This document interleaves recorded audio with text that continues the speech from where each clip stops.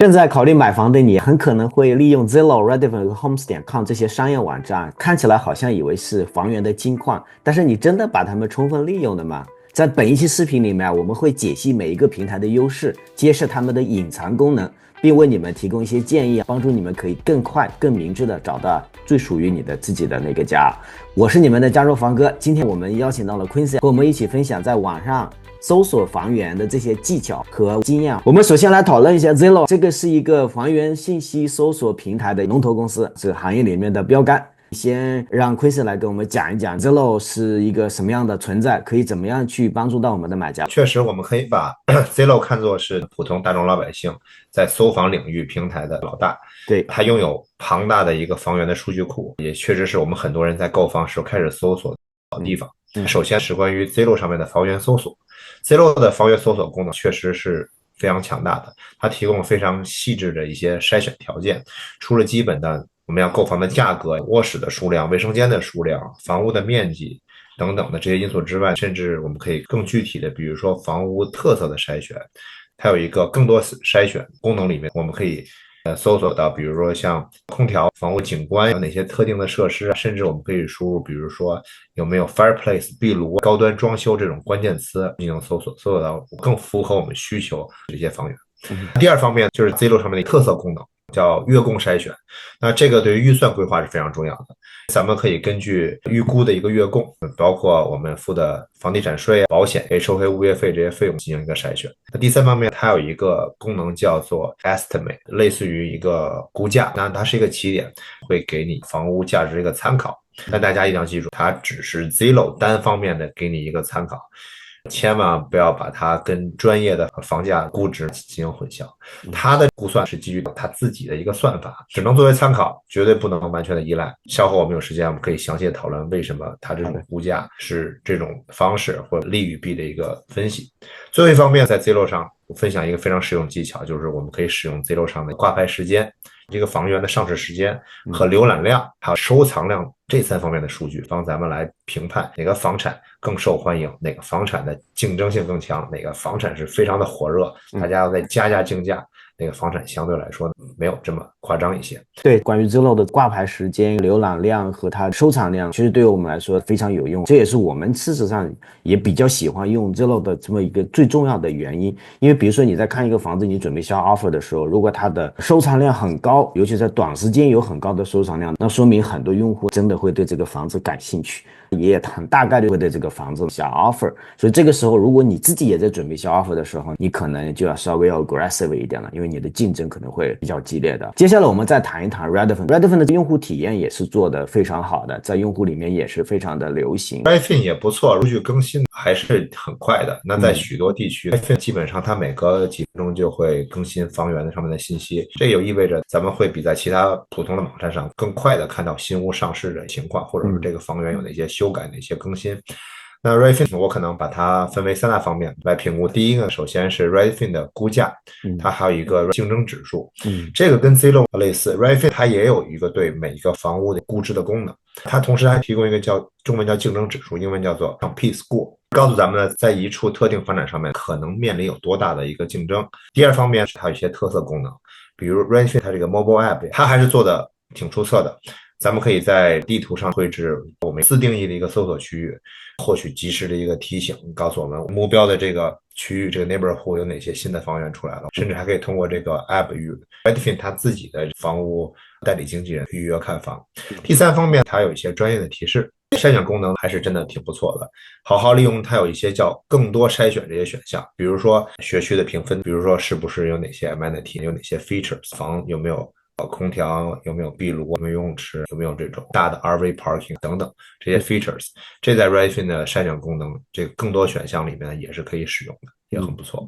对，所以我们刚才提到了受欢迎的也比较 popular 的这两个平台，我们还想给大家讲一下一个 Homes.com 的这么一个平台，这个在我们的华人用户里面使用的其实并不多，它也是比较新的一个平台，它的平台和上面两个 Redfin Zillow 是一个截然不同的商业模式的。Quincy 可不可以讲一下我们到底怎么样去利用这个 Homes.com 这个平台来和这个 Zillow 和 Redfin 提供一个有效的补充？对，就像刚才房哥讲到的，确实 Homes.com 也是很不错的。它首先它有一个详详细的一个社区信息的提供给大家。在 Homes.com 上面，他们会派他们的研究人员和摄影师深入到每个当地的社区，提供该地区的深度的一个体验和感受。他们提供有关像学校、人口统计啊，甚至当地的一些资深的地产专家的评论的一些详细信息，他们会把这个采纳进来。第二，他可以直接联系挂牌经纪人，而不是像 Redfin 这样，你联系的是他 Redfin 经纪人，他直接给你提供这个房源是哪个经纪人在卖，哪个公司在卖。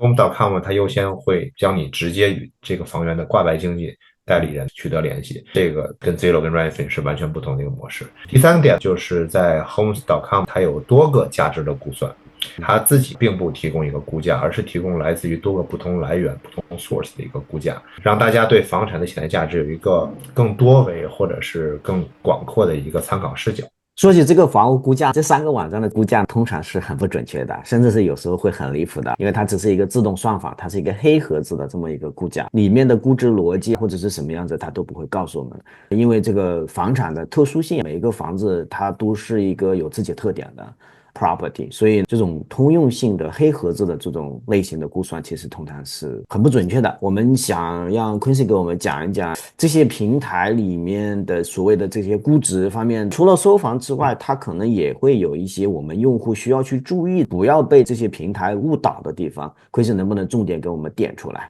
确实，房哥这个提醒的非常对。虽然这些商业版它都提供房产的一个估价，但这个估价的背后，它这个算法逻辑确实还是有待提升的。所以大家在用到这些功能的时候，只是把它做一个参考，大家还是要做出自己更专业、更理性、更全面的分析。首先，他们用的一个叫做自动估价模型，英文简称 AVM（Auto Valuation Model），它不是一个专业的评估，像 Zillow 上面的所谓的这个 Z-Estimate。Redfin 的 Estimate 以及其他这些自动估值模型，它都不能等同于专业的地产评估，它们经常会存在一些偏差，在我们的数理统计和数理分析上，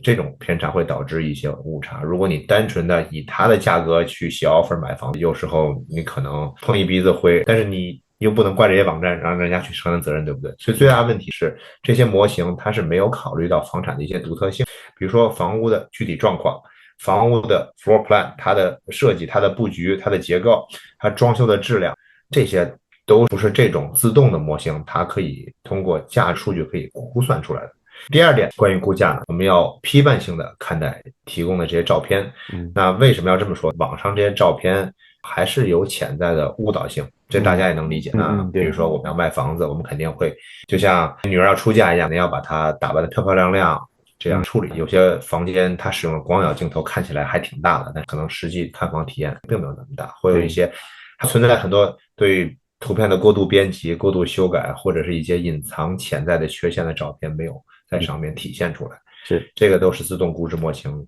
目前暂时还不能解决的。第三方面是房源的描述，大家一定要仔细阅读，有些房源描述它文字量比较大，要关注关于房产特征的一些客观的事实，不仅仅说代理卖房他用这种华丽的词藻对它有一个很好的描述，大家要仔细的阅读很 detail 的一些房源的描述，很多细节，这是和隐藏关键的信息。好，谢谢 Quincy 给我们分享这3大平台他们的优点和他们独特的趋势，我们也找到了这些我们用户需要留意的地方，可能这些平台能够给我们带来这些坑。以上就是我们本期的所有内容了。这3个平台都是很强大的工具，用好它们可以帮助我们有效的进行房源搜索，但是我们要特别留意到这些平台的这个陷阱和他们的不足吧。如果你想得到一个特别准确的房产估值，还有比较客观的这个房产的优缺点分析，大家可以试一试 GetMyHome.ai， 我们自己最近开发的基于 AI 的这么一个房产分析平台。我们给买家提供了最重要的这些分析公告，也可以联系 Quincy 是从业10多年的地产经纪和 broker 了，